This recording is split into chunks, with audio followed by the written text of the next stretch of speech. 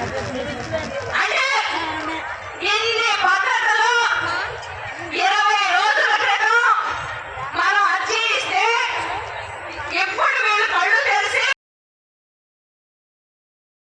ధర్నాలు చేయడానికి వీల్లేదు అని చెప్తున్నారు.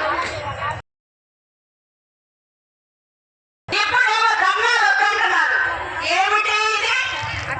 అంటే మీరేమైనా అంగన్వాడీ అంటే ఎలా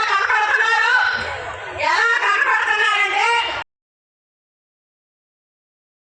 దినోత్సవం అంటే అంగన్వాడీ మహిళలకు అందరికీ తీపి కబురని చెప్పేసి నిజంగా పెద్ద ఎత్తున పత్రికల్లో, హోర్డింగుల్లో, ప్రెస్సుల్లో మొత్తం వస్తే నిజమే అనుకున్నాం. అందరూ అంతర్జాతీయ మహిళా దినోత్సవం రోజు టీవీల ముందు కళ్ళు తెరిచి గుడ్లు అప్పగించి ఏదో చూసామా లేదా?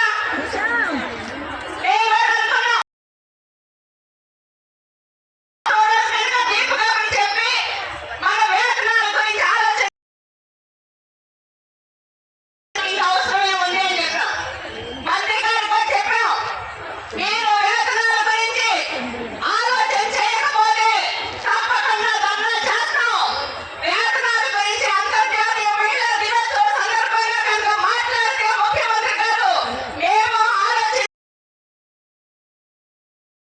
ఇదిగో ముఖ్యమంత్రి గారితో మన మంత్రి గారు అపాయింట్మెంట్ తీసుకుంది అని చెప్పేసి 7వ తారీఖున మన లేడీ మేడం గారు 3 సంఘాలు 9 గంటల కల్లా ఖచ్చితంగా ఎటు పోకుండా ఒక్క చోట ఉండండి అని చెప్పేసి ఆర్డర్ వేశారు.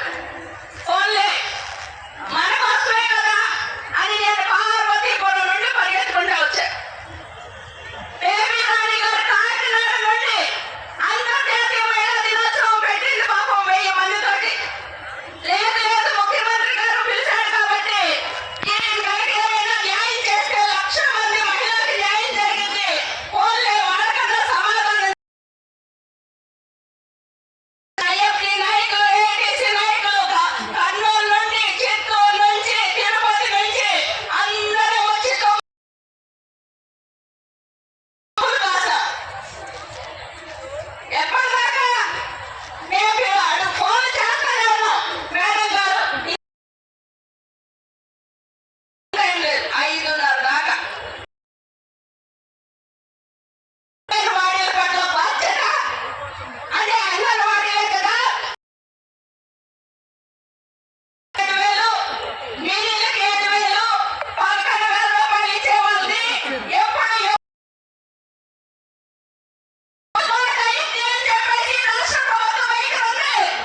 ఈరోజు అంగన్వాడీ చరిత్రలో, అంగన్వాడీ పోరాట చరిత్రలో ఓడిపోయిన చరిత్ర అంగన్వాడీలకు లేదు. ఇప్పుడు కాకపోతే రేపు కాకపోతే పెంచేంత వరకు మా పోరాటాన్ని కొనసాగిస్తామండి. మీరు హెచ్చరించండి. ఈరోజు ఈ మహాధర్నా జరుగుతోంది. మంత్రి గారు చెప్పేసి మేము ఈ సందర్భంగా హెచ్చరిస్తా ఉన్నాం. వేతనాలు కాదు,